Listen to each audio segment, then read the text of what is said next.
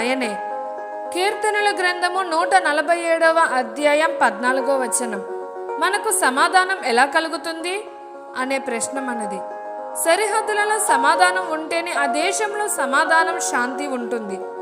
ఒక దేశానికి సమాధానం ఉండుటకు ఆ దేశ సరిహద్దులలో కొంతమంది సైనికులను రక్షణగా ఉంచుతారు.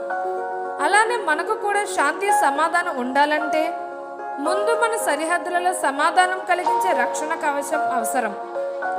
ఆనాడు యోబు సరిహద్దులలో దేవుడు వేసిన కంచె ఉన్న సమయంలో అతని ఇంటిలో, జీవితంలో సమాధానం కలిగి జీవించారు. అలానే మన సరిహద్దులలో కూడా సమాధానం కావాలంటే అది క్రీస్తు శిలువలో కార్చిన రక్తం వలననే సాధ్యం. కాబట్టి మనకు మన సరిహద్దులలో సమాధానం ఇచ్చే క్రీస్తు రక్షణను పొందుకుని జీవిద్దామా? ఆమేన్.